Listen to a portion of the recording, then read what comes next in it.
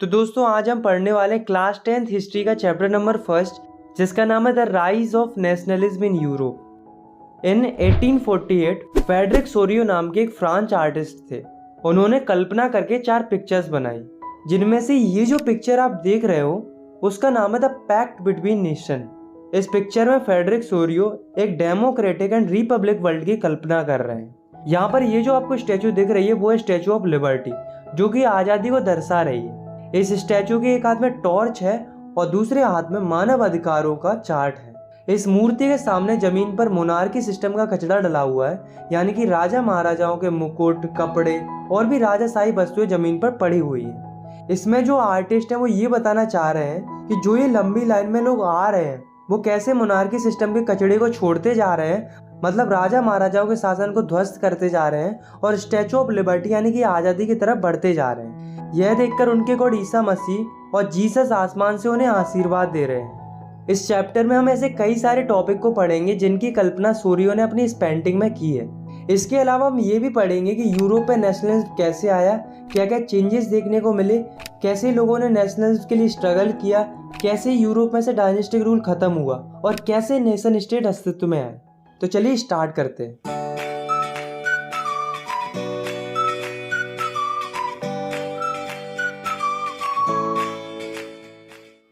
The France revolution and the idea of the nation. दोस्तों 1789 में जब फ्रांस रेवोल्यूशन हुआ तो उसका इम्पैक्ट पूरे यूरोप पर पड़ा, क्योंकि 1789 से पहले जब फ्रांस रेवोल्यूशन नहीं हुआ था तब फ्रांस के ऊपर राजा महाराजाओं का शासन था।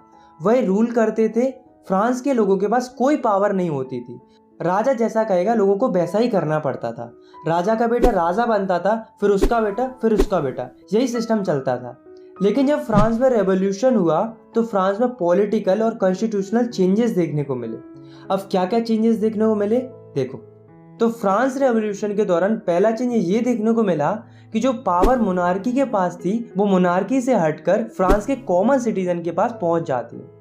दूसरा चेंज था लोगों ने पुराने फ्लैग को हटाकर एक न्यू फ्लैग को इंट्रोड्यूस किया जिसमें 3 कलर थे। थर्ड चेंज था फ्रांस लैंग्वेज को नेशनल लैंग्वेज घोषित कर दिया।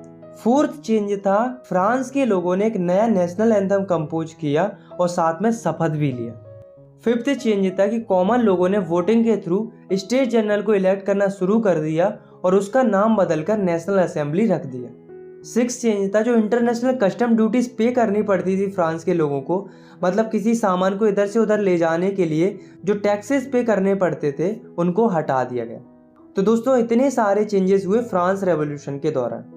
इसके अलावा जो फ्रांस आर्मी थी उसने क्या किया कि जो नेशनलिज्म की भावना थी, मतलब अपने नेशन के प्रति प्यार और देशभक्ति की जो भावना थी उसे पूरे यूरोप में फैलाना शुरू कर दिया। इन्होंने कहा कि अगर हम मोनार्की को हटाकर डेमोक्रेसी ला सकते हैं तो आप लोग क्यों नहीं। ऐसा इन्होंने ढिंढोरा पीटना शुरू कर दिया पूरे यूरोप में। सब कुछ सही चल रहा था, फ्रांस से मोनार्की सिस्टम हट चुका था और डेमोक्रेसी आ गई थी, लोग खुशी खुशी रह रहे थे। लेकिन 1799 में एक ऐसे व्यक्ति की एंट्री होती है जो फ्रांस से डेमोक्रेसी को हटा देता है और सारी पावर अपने हाथ में ले लेता है। उस व्यक्ति का नाम था नेपोलियन बोनापार्ट। इसने क्या किया कि ये एक कोड लेकर आया जिसका नाम था सिविल कोड ऑफ 1804। इसे नेपोलियन कोड भी बोला जाता है। ये बेसिकली कुछ नहीं था, ये बस कुछ चेंजेस थे जो कि नेपोलियन ने किए थे डिक्टेटर बनने के बाद। तो क्या क्या किया था नेपोलियन ने देखो। First, established equality before law. पहले क्या होता था कि फ्रांस में सारे लोगों को इक्वल नहीं माना जाता था। जो चर्च और नोबल्स होते थे उन्हें सुपीरियर माना जाता था, उन्हें वर्थ के बेसिस पे प्रिविलेजेस भी मिलते थे। लेकिन अब ऐसा नहीं था। नेपोलियन ने क्या किया कि सबको इक्वल कर दिया, मतलब कानून की नज़र में सब लोग बराबर रहेंगे, ना ही कोई सुपीरियर रहेगा और ना ही कोई कमज़ोर रहेगा। Second, secure the right of property. Napoleon ने क्या किया कि लोगों को राइट टू प्रॉपर्टी दिला दिया, मतलब अगर किसी के पास पैसा है तो वो प्रॉपर्टी खरीद सकता है और वो प्रॉपर्टी उसी की रहेगी, कोई उससे छीन नहीं सकता। Third, abolish feudal system. पहले क्या होता था कि जो बड़े बड़े लैंडलॉर्ड्स होते थे उन्हें फ्यूडल लॉर्ड्स भी कहते थे। वो क्या करते थे, वो पीजेंट्स पर काम करवाते थे और सारा प्रॉफिट खुद ले जाते थे। बेचारे जो पीजेंट्स होते थे, मतलब जो किसान होते थे, उनका कोई फायदा ही नहीं होता था। तो नेपोलियन ने इस फ्यूडल सिस्टम को खत्म कर दिया। Fourth, transportation and communication system were improved. Napoleon ने ट्रांसपोर्टेशन और कम्युनिकेशन सिस्टम को काफ़ी इम्प्रूव कर दिया था। जिसकी वजह से फ्रांस में डेवलपमेंट काफ़ी तेज़ी से हो रहा था। Fifth, standardise weight and measure and common currency, मतलब वजन और माप को स्टैंडर्डाइज कर दिया और इसके अलावा जो अलग अलग प्रकार की करेंसी चलती थी फ्रांस के अंदर उनको हटाकर एक तरह की करेंसी में बदल दिया। सिक्स, गिल्ट रिस्ट्रिक्शन वर रिमूव्ड, मतलब नेपोलियन ने क्या किया कि गिल्ट रिस्ट्रिक्शन को हटा दिया। इससे फायदा क्या हुआ कि मर्चेंट्स, आर्टिसियंस अब सब फ्रीली ट्रेड कर सकते थे, मतलब बिना किसी बैरियर के ट्रेडर्स आसानी से व्यापार कर सकते थे। तो दोस्तों इतने सारे चेंज नेपोलियन ने किए थे, पर ये जो चेंज नेपोलियन ने किए थे वे लोगों को इतने पसंद आए कि लोग नेपोलियन को मसीहा समझने लगे। फ्रांस तो छोड़ो, फ्रांस के जो आसपास के जो देश थे वो खुद नेपोलियन और उसकी आर्मी का स्वागत कर रहे थे, क्योंकि उनको लग रहा था कि नेपोलियन ही हमें इस मोनार्की सिस्टम से आज़ाद करा सकता है। ऐसा उनको इसलिए लग रहा था क्योंकि नेपोलियन जहाँ कहीं भी जा रहा था वहाँ से मोनार्की खत्म होती जा रही थी। लेकिन उन्हें क्या पता था कि जिस नेपोलियन को वो अपना हीरो समझ रहे थे वो एक्चुअली में विलन था। तो ऐसे क्या कारण थे जिससे नेपोलियन से लोग नफरत करने लगे? तो पहला रीज़न था नेपोलियन ने लोगों को पॉलिटिकल फ्रीडम नहीं दी थी। दूसरा कारण था टैक्स बढ़ा दिया था। तीसरा कारण था लोगों के ऊपर सेंसरशिप लगा दी थी। और चौथा और सबसे बुरा कारण था नेपोलियन जबरदस्ती लोगों को आर्मी में भर्ती कर रहा था। अब वो ऐसा क्यों कर रहा था? क्योंकि उसे पूरे यूरोप को कॉन्कर करना था, तो इसके लिए उसे आर्मी की जरूरत तो थी, तो उसने लोगों को जबरदस्ती आर्मी में भर्ती करना शुरू कर दिया। ये उसकी सबसे बड़ी गलती थी। और दोस्तों ये जो कारण थे, इन्हीं कारणों की वजह से लोग नेपोलियन से नफरत करने लगे थे। The making of nationalism in Europe, mid 18th century में यूरोप के अंदर कोई भी नेशन स्टेट नहीं था। नेशन स्टेट का मतलब होता है कि कोई भी ऐसी कंट्री जिसमें most of the people common language, culture, identity को फॉलो करते हो। फॉर एग्जाम्पल, आज के टाइम पर जितनी भी कंट्रीज हैं वे सारी नेशन स्टेट्स हैं, लेकिन पहले ऐसा नहीं होता था।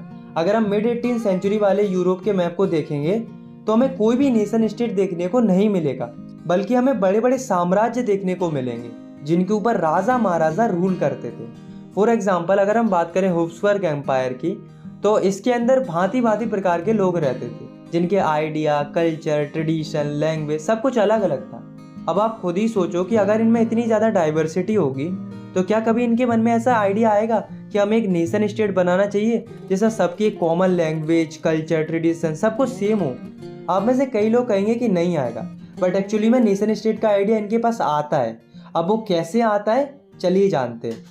The aristocracy and the new middle class. दोस्तों उस समय पर यूरोप के अंदर दो तरह के लोग रहते थे, अरिस्टोक्रेट्स और पीजेंट्स। अरिस्टोक्रेट्स वो लोग थे जिनको सोसाइटी में रईस माना जाता था, मतलब इनको पैसे वाले लोगों में गिना जाता था। इनके पास ज़मीनें थी, बड़े बड़े टाउन हाउसेस थे। ये लोग माइनॉरिटी में थे, मतलब इनकी जो संख्या थी वो कम थी, लेकिन उसके बावजूद भी इनके पास पावर बहुत थी। क्यों? क्योंकि इनके पास पैसा था। ये जो लोग थे वे आपस की फैमिलीज में शादी करते थे और ये फ्रांस लैंग्वेज बोलते थे, क्योंकि इनका मानना ये था कि फ्रांस लैंग्वेज रईसों वाली भाषा है। इसके अलावा इनका जो स्टैंडर्ड ऑफ लिविंग था वो सबका कॉमन था। एक जैसे कपड़े पहनते थे, एक जैसा खाते थे, मतलब एक जैसी लाइफस्टाइल जीते थे। वहीं जो पीजेंट्स थे वे गरीब थे, इनके पास खुद की कोई ज़मीन नहीं थी। ये अरिस्टोक्रेट्स की जो ज़मीन होती थी उन पर जाकर काम करते थे और उनकी ज़मीन की देखभाल करते थे। ये जो थे वो मेजॉरिटी में थे, मतलब इनकी जो पॉपुलेशन थी वो ज़्यादा थी, लेकिन उसके बावजूद भी इनके पास पावर कम थी, because due to lack of money. अब क्या होता है कि इंडस्ट्रियल रिवॉल्यूशन आता है, जिसकी वजह से एक नई वर्किंग क्लास उभर के आती है जिसका नाम था मिडिल क्लास। मिडिल क्लास में वो लोग आते थे जो ना ही ज़्यादा गरीब थे और ना ही ज़्यादा अमीर थे।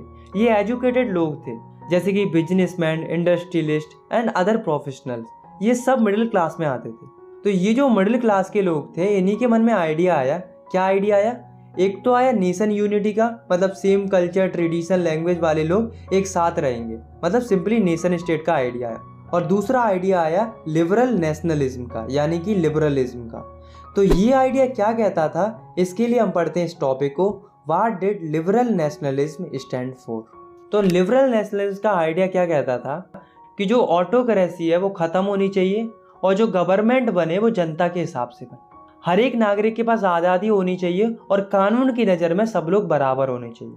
जो चर्च के लोग होते थे उन्हें जन्म से प्रिविलेजेस मिलते थे जो कि गलत था, तो उन प्रिविलेजेस को ख़त्म कर देना चाहिए और एक कॉन्स्टिट्यूशन होना चाहिए जिसके हिसाब से गवर्नमेंट काम करे और गवर्नमेंट एक रिप्रेजेंटेटिव फॉर्म ऑफ गवर्नमेंट होनी चाहिए।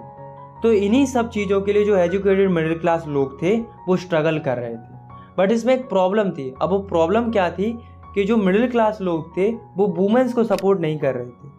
ये भले ही वोटिंग राइट्स की मांग कर रहे थे पर केवल मेंस के लिए, वुमेन्स के लिए नहीं कर रहे थे, और वो भी ऐसे मेंस के लिए जिनके पास प्रॉपर्टी हो। अब आप खुद ही सोचो कि जिन लोगों को छोड़ा जाएगा वो क्या करेंगे, प्रोटेस्ट करेंगे। इसलिए जो मेंस विदाउट प्रॉपर्टी थे और जो वुमेन्स थी वे यूरोप में अलग अलग जगहों पर जाकर प्रोटेस्ट कर रही थी। इन सब के अलावा एक और प्रॉब्लम चल रही थी यूरोप के अंदर, वो थी कि जो ट्रेडर्स होते थे उन्हें काफ़ी ज़्यादा टैक्स भरना पड़ता था, तब जाके ट्रेडर्स ट्रेड कर पाते थे। तो जब ट्रेडर्स हेम्सबर्ग से न्यूरेनबर्ग आते थे व्यापार के लिए तो उन्हें 11 जगहों पर टैक्स देना पड़ता था, वो भी 5% के हिसाब से। अब आप खुद ही सोचो कि इतना टैक्स अगर ट्रेडर्स पे करेंगे तो कमाएंगे क्या, तो इनको बहुत प्रॉब्लम होती थी। इसके साथ साथ यूरोप में कई प्रकार की करेंसीज भी चलती थी, लगभग 30 अलग अलग प्रकार की करेंसी चलती थी। तो इससे ट्रेडर्स को बहुत दिक्कत आती थी, उन्हें हर नए स्टेट में करेंसी चेंज करनी पड़ती थी। तो क्या हुआ, 1834 में कस्टम यूनियन फॉर्म हुआ जिसका नाम था ज़ोलवेरिन। इसे प्रूशिया ने स्टार्ट किया था और इसमें बाद में जाकर अदर जर्मन स्टेट भी ज्वाइन हो गए थे। इसने क्या किया, इसने 3 काम किए। पहला, जो ट्रेड बैरियर्स थे, मतलब जो अलग अलग जगहों पर टैक्स देने पड़ रहे थे, उनको हटा दिया। दूसरा, जो अलग अलग प्रकार की 30 करेंसी चल रही थी यूरोप के अंदर, उनको रिड्यूस करके 2 तरह की करेंसी में कर दिया। तीसरा, रेलवे नेटवर्क को प्रमोट किया जिससे ट्रेडिंग और भी आसानी से हो सके। A new conservatism after 1850। अब दोस्तों, मैंने आपको नेपोलियन की स्टोरी सुनाई थी। मैंने आपको बताया था कि नेपोलियन ने 1799 से रूल करना स्टार्ट किया था और उसका रूल 1815 तक चलता है। तो 1815 में ऐसा क्या हुआ कि नेपोलियन का रूल ख़त्म हो जाता है। तो एक्चुअली में 1815 में होता क्या है कि एक फ़ाइट होती है, जिसमें एक तरफ नेपोलियन होता है और दूसरी तरफ होती है 4 countries, Britain, Russia, Prussia and Austria. इस फाइट को बैटल ऑफ वाटरलू बोला जाता है। तो इस फाइट का रिजल्ट क्या होता है कि जो नेपोलियन होता है वो हार जाता है। नेपोलियन की हार के बाद जो जीते हुए स्टेट्स थे, Britain, Russia, Prussia and Austria, ये कौन थे? ये कंजर्वेटिव लोग थे। ये नहीं चाहते थे कि सोसाइटी में कोई चेंज हो, इन्हें मोनार्की पसंद थी। ये चाहते थे कि मोनार्की फिर से वापस आ जाए। तो ये क्या करते हैं, ये कंजर्वेटिज्म लाते हैं। मतलब नेपोलियन ने जो कुछ भी किया था उसको हटाकर जो पुराना सिस्टम था उसको वापस लाते हैं, और साथ में यूरोप में जो भी चेंज हुए थे उनको पहले जैसा कर देते। जैसे कि मोनार्की सिस्टम को ये वापस ले आते, चर्च की पावर को वापस ले आते, सोशल हायरार्की को वापस ले आते। मतलब जो अपर क्लास लोअर क्लास का जो सिस्टम चलता था ना पहले, उसको वापस ले आते हैं। ऑटोक्रेटिक रूल को वापस ले आते हैं। इन्होंने सेंसरशिप भी लगा दी थी, मतलब कोई इनके अगेंस्ट छाप नहीं सकता, लिख नहीं सकता, और ना ही कोई इनके खिलाफ आवाज़ उठा सकता है किसी भी तरह से। इन सब के अलावा इन चारों स्टेट ने एक ट्रीटी साइन की जिसका नाम था ट्रीटी ऑफ वेना। ये 1815 में ही साइन की गई थी। इसको होस्ट कर रहे थे ऑस्ट्रियन चांसलर ड्यूक मेटरनिच। तो इस ट्रीटी में से क्या था, क्या क्या चेंजेस आए थे इस ट्रीटी की वजह से, चलिए देखते हैं। First, bourbon dynasty was restored in France. France में जो बर्बन डायनेस्टी चलती थी पहले, जिसे बीच में हटा दिया था, उसे फिर से रीस्टोर कर दिया।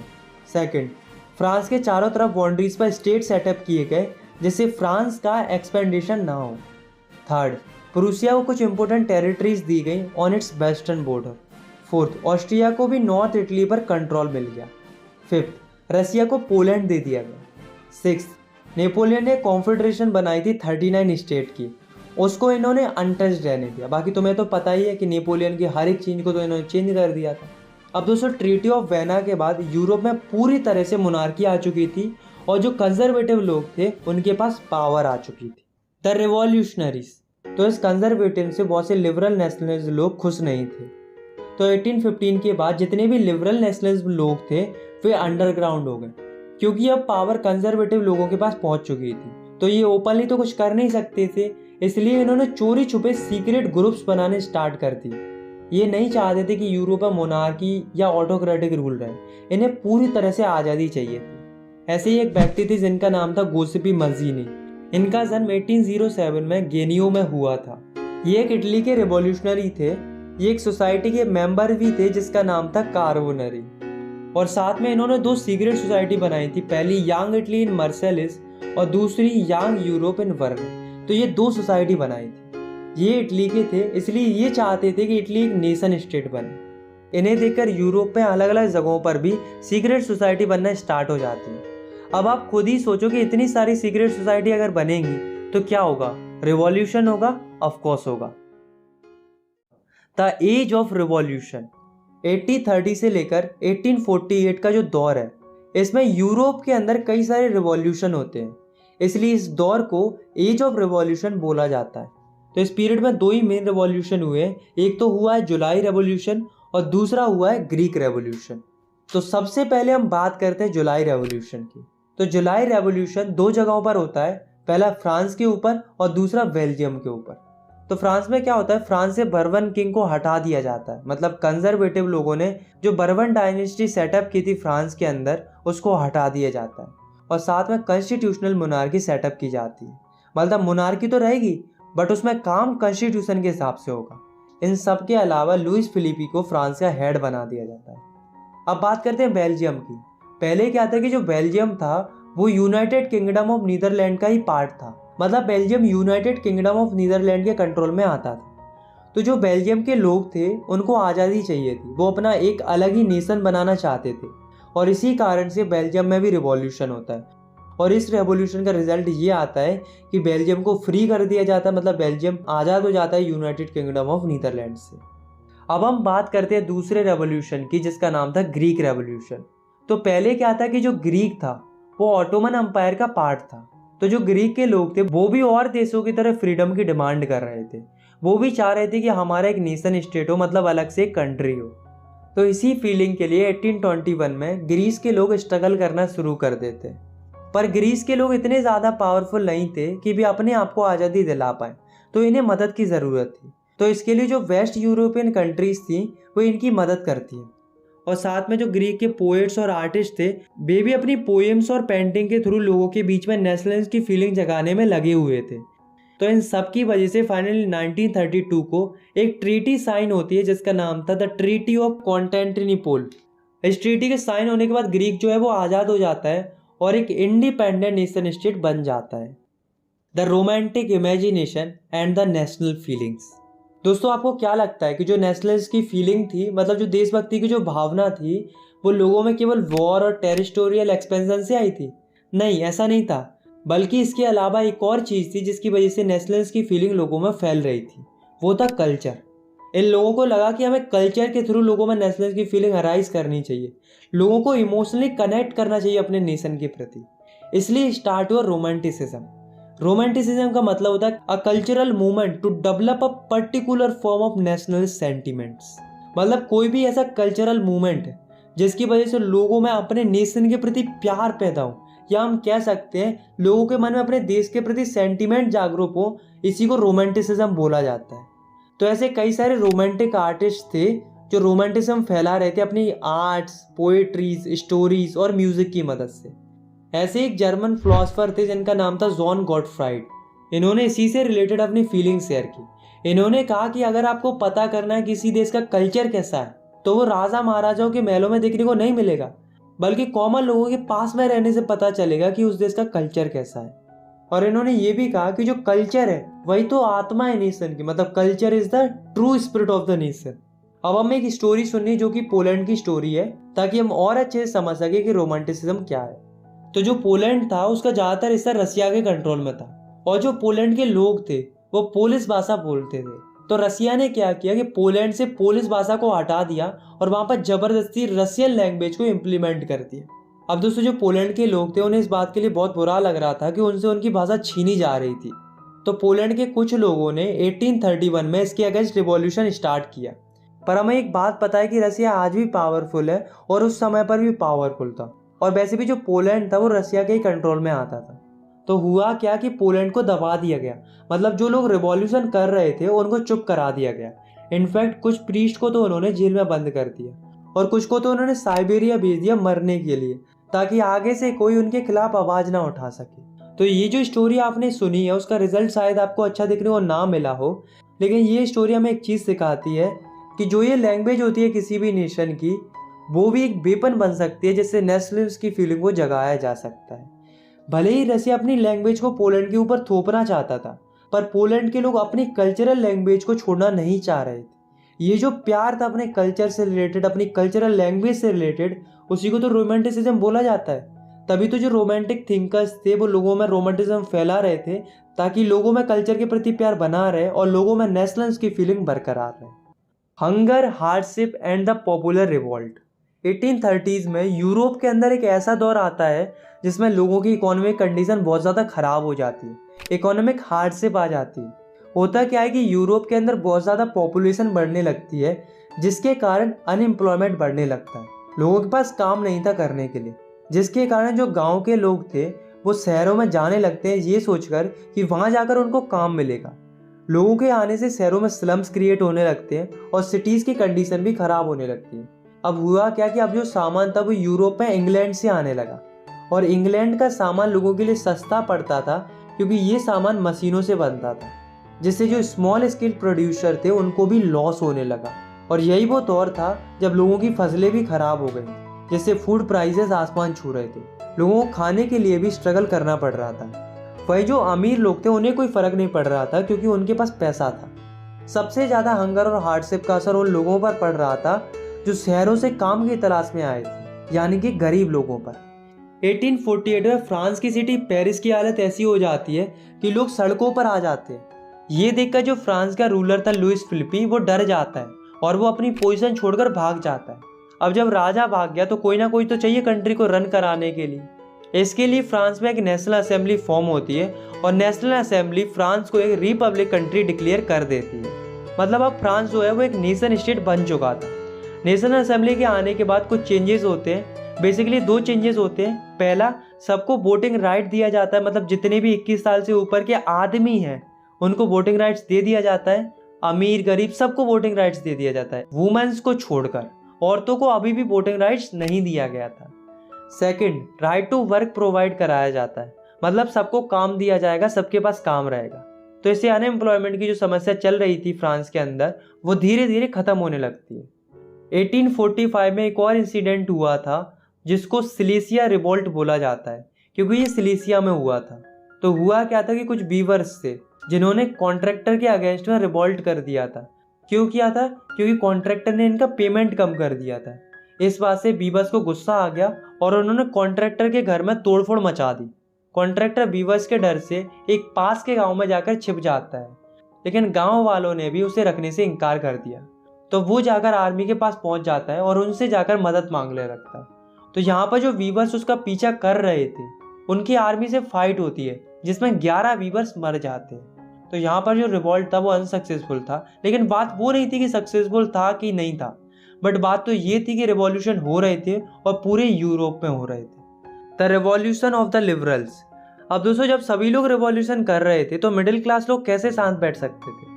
तो जो मिडिल क्लास लोग थे वो भी 1848 में रिवॉल्यूशन कर रहे थे। और ये क्यों कर रहे थे? क्योंकि ये नेशन स्टेट इस्टेब्लिश करना चाह रहे थे और साथ में डिमांड कर रहे थे पार्लियामेंट्री प्रिंसिपल्स की। पार्लियामेंट्री प्रिंसिपल्स का मतलब होता है कि लोगों के पास एक कॉन्स्टिट्यूशन होना चाहिए, फ्रीडम ऑफ प्रेस होना चाहिए और फ्रीडम ऑफ एसोसिएशन होना चाहिए, मतलब किसी को भी अपनी एसोसिएशन या पार्टी बनाने की आज़ादी होनी चाहिए। तो इन सब चीज़ों की डिमांड कर रहे थे मिडिल क्लास के लोग। अब दोस्तों, यहाँ से हम जर्मन रीजन की बात करने वाले। तो जर्मन रीजन में क्या होता है कि जो वहाँ के मिडिल क्लास लोग होते हैं वो क्या करते हैं, वो एक असेंबली बनाते हैं जिसको ऑल जर्मन नेशनल असेंबली बोला जाता है, जिसमें 831 मेंबर्स को ये लोग इलेक्ट करते हैं वोटिंग के थ्रू। ऑन 18 मई 1848 को ये सारे 831 मेंबर्स इकट्ठे होते हैं।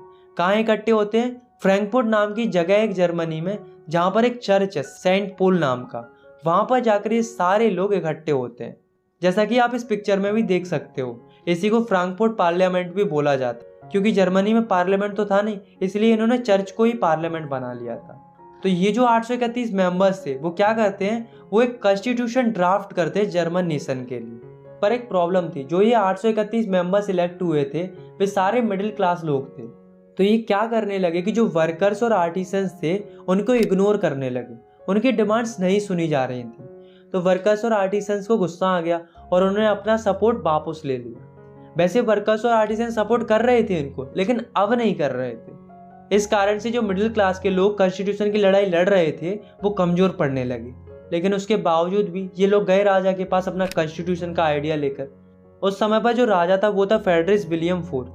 ये पूरे प्रूशिया का राजा था। अब आप लोग कहोगे कि ये प्रूशिया के राजा के पास क्यों गए थे, जर्मनी के राजा के पास क्यों नहीं गए थे?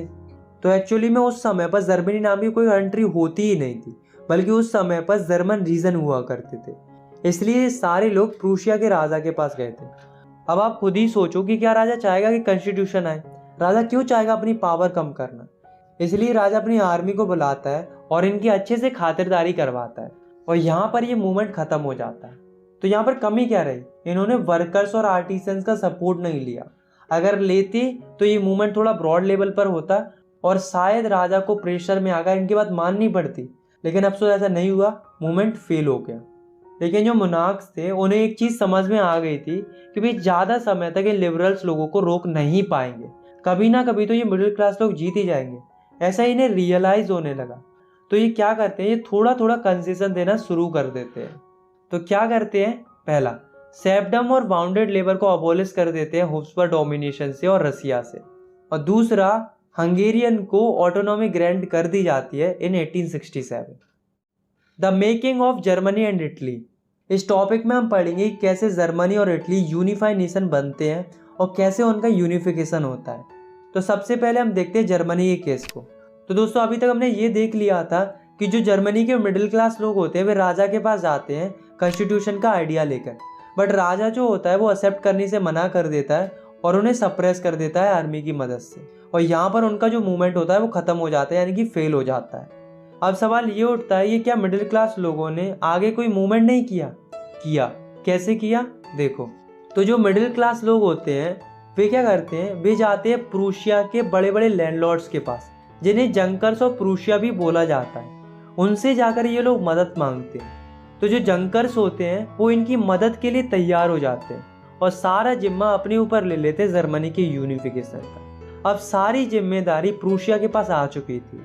उस समय पर प्रूशिया का जो चीफ मिनिस्टर था वो था ऑटोमन बिस्मार्क। तो ऑटोमन बिस्मार्क और उसकी मिलिट्री और सारे जंकर्स मिलकर लड़ाई करना शुरू कर देते हैं। किसके खिलाफ? फ्रांस, ऑस्ट्रिया और डेनमार्क के खिलाफ। क्यों करते हैं? क्योंकि जो जर्मन स्पीकिंग रीजन था वो इनके कंट्रोल में था, उनसे छीनने के लिए ये लड़ाई करते हैं। ये लड़ाई 7 सालों तक चलती है और इस लड़ाई का रिजल्ट ये आता है कि जो प्रूशिया होता है वो ये लड़ाई जीत जाता है, और इसके साथ ही जर्मनी की यूनिफिकेशन प्रोसेस कंप्लीट हो जाती है, मतलब जर्मनी एक यूनिफाइड नेशन बन जाता है। और फाइनली 18 जनवरी 1871 को जर्मनी का एक नया राजा बनता है जिसका नाम था केजर विलियम फर्स्ट। ये जो राजा बना था वो काफ़ी ज़्यादा महत्व देता था करेंसी को मॉडर्नाइज करने में, बैंकिंग और जुडिशियल सिस्टम को इम्प्रूव करने में। Italy unified. इससे पहले टॉपिक में हमने पढ़ा था कि जर्मनी का यूनिफिकेशन कैसे हुआ था। इस टॉपिक में हम पढ़ेंगे कि इटली का यूनिफिकेशन कैसे हुआ था। तो देखो, 19वीं सेंचुरी में इटली जो था वो 7 स्टेट्स में बटा हुआ था। अब दोस्तों ये जो स्टेट आप देख रहे हो वो है सर्डिनिया पिएडमोंट। यही एकमात्र स्टेट था जहाँ पर एक ऐसा राजा रूल करता था जो इटली लैंग्वेज बोलता था, और वो एक्चुअली में ही इटालियन प्रिंस था। उसका नाम था विक्टर एमैनुएल सेकंड। अब देखो, इटली के नॉर्थ का जो एरिया था वो ऑस्ट्रिया हब्सबर्ग के कंट्रोल में था। इटली के सेंटर का जो एरिया था वो पोप के कंट्रोल में था, और जो साउथ का एरिया था वो बर्बन किंग ऑफ स्पेन के कंट्रोल में था। अब देखो यूनिफिकेशन कैसे होता है। मैंने आपको एक व्यक्ति के बारे में बताया था जिसका नाम था गुस्सीपी मजीनी। ये भी इटली को यूनिफाइड करना चाहते थे। इनफैक्ट इसके लिए इन्होंने एक सीक्रेट सोसाइटी भी बनाई थी जिसका नाम था यंग इटली, पर अफसोस ये फेल हो गए थे, ये इटली को यूनिफाई नहीं कर पाए थे। बट 1848 में जो सर्डिनिया पिएडमोंट का जो किंग था विक्टर एमैनुएल सेकंड, वो ये ठान लेता है कि अब मैं यूनिफाई करूंगा इटली को। इसके लिए वो अपने चीफ मिनिस्टर को बुलाता है जिसका नाम था काउंट कैवोर, और उसे रिस्पॉन्सिबिलिटी दे देता है किसकी? इटली को यूनिफाइड करने की। और यहाँ से रिवॉल्यूशन स्टार्ट हो जाता है। सबसे पहले क्या होता है कि 1859 में कैवोर फ्रांस के साथ मिलकर ऑस्ट्रिया हब्सबर्ग को हरा देता है, और जो एरिया उन्होंने कैप्चर करके रखा था उसको वो अपने कंट्रोल में ले लेता है।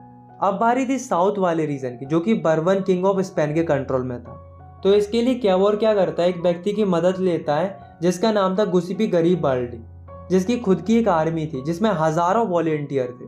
तो ये सारे लोग मिलकर लड़ाई करते हैं और 1860 में इटली के साउथ वाले रीजन को ये स्पेन से आज़ाद करा लेते हैं। अब बचा सेंट्रल इटली। तो सेंट्रल इटली पोप के कंट्रोल में था। पर पॉप से आज़ाद कराने में इनको कोई दिक्कत नहीं होती, क्योंकि पॉप जो है वो डर जाता है, इसलिए वो पहले ही सरेंडर कर देता है।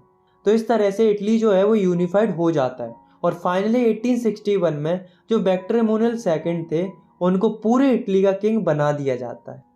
The strange case of Britain. अभी हमने जर्मनी और इटली का यूनिफिकेशन पढ़ा था, लेकिन इस टॉपिक में हम पढ़ेंगे कि ब्रिटेन का यूनिफिकेशन कैसे हुआ था। तो चलिए देखते हैं। दोस्तों, जो ब्रिटेन का यूनिफिकेशन हुआ था वो ऐसे नहीं हुआ था कि अचानक से वॉर और रिवॉल्यूशन हुए और यूनिफिकेशन हो गया, बल्कि ब्रिटेन का यूनिफिकेशन एक लॉन्ग ड्रॉन प्रोसेस के साथ हुआ था। मतलब एक लंबी चौड़ी प्रोसेस रही थी ब्रिटेन के यूनिफिकेशन के पीछे। अब गाइस आप इस मैप में देखो, ये जो है वो स्कॉटलैंड है, ये इंग्लैंड है, ये वेल्स है और ये आयरलैंड है।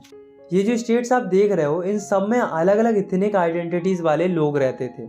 जैसे कि स्कॉटलैंड में स्कॉट लोग रहते थे, इंग्लैंड में इंग्लिश लोग रहते थे, वेल्स में वेल्स लोग रहते थे और आयरलैंड में आयरिश लोग रहते थे। और दोस्तों जो वेल्स था वो 1535 से इंग्लैंड का पार्ट था। अब क्या होता है कि जो इंग्लैंड होता है उसमें 1688 से पहले मोनार्की थी और उसके पास पावर भी थी, लेकिन 1688 के बाद वहाँ पर मोनार्की तो रहती है, लेकिन most of the power English parliament के पास पहुँच जाती है।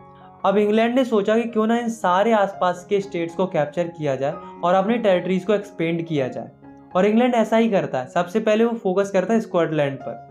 तो उसके लिए इंग्लैंड क्या करता है, अच्छी अच्छी बातें करता है स्कॉटलैंड से और उसे कन्वेंस करता है और उसके साथ एक एक्ट ऑफ यूनियन साइन करता है इन 1707। और इस एक्ट ऑफ यूनियन के साइन होते ही इंग्लैंड और स्कॉटलैंड एक हो जाते हैं और बनाते हैं United Kingdom of great Britain.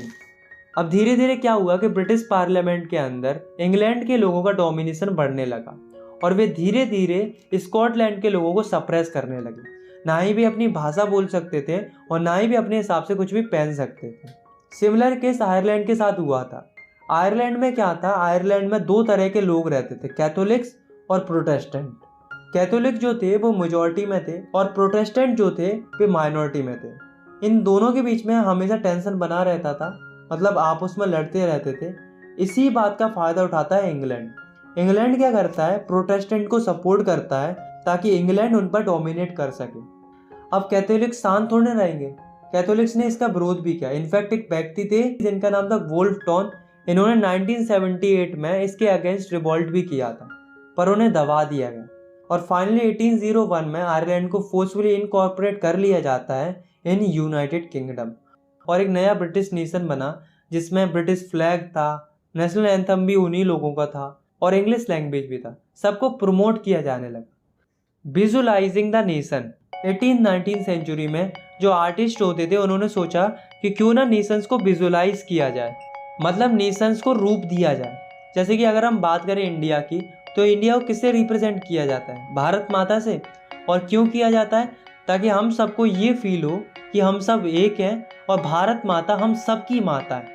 ठीक इसी तरह से जो यूरोप के अलग अलग आर्टिस्ट थे उन्होंने अपने अपने नेशंस को रूप देना स्टार्ट कर दिया अलग अलग फीमेल्स फिगर्स के थ्रू, जिन्हें एलोगोरीज भी बोला जाता है, ताकि लोगों में यूनिटी बनी रहे। जैसे कि फ्रांस की एलोगोरी थी मैरियन और इसी तरह से जर्मनी की एलोगोरी थी जर्मेनिया। तो इस तरह से नेशंस को विजुअलाइज करना स्टार्ट कर दिया। Nationalism and imperialism. नेशनलिज्म तो हम पढ़ते हुए आ रहे हैं। नेशनलिज्म का मतलब होता है अपने देश के प्रति देशभक्ति की भावना, या हम कह सकते हैं अपने देश के प्रति प्यार होना, यही नेशनलिज्म होता है। तो होता क्या, 19th सेंचुरी के एंड तक जो नेशनलिज्म की फीलिंग होती है वो कन्वर्ट होने लगती है इंपेरियलिज्म में। इंपेरियलिज्म का मतलब होता है साम्राज्यवाद, मतलब कोई बड़ा नेशन छोटे छोटे नेशंस को कैप्चर करने लगे अपनी टेरिटरीज को एक्सपेंड करने के लिए, इसी को इंपेरियलिज्म बोला जाता है। इसी से रिलेटेड एक केस स्टडी है जो कि बाल्कान्स रीजन की है। तो होता क्या है कि बाल्कान्स एक जगह थी यूरोप के अंदर जो कि ऑटोमन एम्पायर के अंदर आती थी। इस बाल्कान्स रीजन के अंदर बहुत सारे स्टेट्स आते थे, जैसे कि रोमानिया, बल्गेरिया, अल्बानिया, ग्रीस और भी बहुत सारे स्टेट्स आते थे। तो क्या हुआ कि जो ऑटोमन एम्पायर था वो धीरे धीरे कमज़ोर होने लगा, जिस कारण से जो बाल्कान रीजन के जो स्टेट थे वे अपने आप को इंडिपेंडेंट करने लगे, मतलब अपनी अपनी अलग अलग कंट्रीज़ बनाने लगे। ये सारी कंट्रीज़ आपस में जलती थी, जिस वजह से हर कंट्री यही चाह रही थी कि मेरा डोमिनेशन रीजन सबसे बड़ा हो, जिस वजह से ये सारी कंट्रीज आपस में लड़ने लगती हैं अपने एरिया को एक्सपेंड करने के लिए। इन सबको देखकर जो बड़ी बड़ी कंट्रीज होती है जैसे कि Russia, Germany, England, Austro Hungary, उनको भी लालच आ जाता है और वे भी इस लड़ाई में पार्ट ले लेती है और यही कारण बनता है फर्स्ट वर्ल्ड वॉर का। बाद में जाकर कई सारे लोग एंटी इंपीरियल मूवमेंट भी चलाते और कहीं ना कहीं जो इंपीरियलिज्म था उसकी वजह से लोगों में नेशनलिज्म की फीलिंग भी जागती है, क्योंकि लोगों को डोमिनेशन कंट्री से आज़ादी चाहिए थी। आई होप आपको ये वीडियो पसंद आई होगी। अगर आपको ये वीडियो पसंद आई तो आप इस वीडियो को लाइक कर सकते हो और चाहो तो इस चैनल को सब्सक्राइब भी कर सकते हो ऐसे ही क्लास 10 की वीडियोस आगे देखने के लिए। मिलते हैं नेक्स्ट वीडियो में, तब तक के लिए टेक केयर, बाय बाय।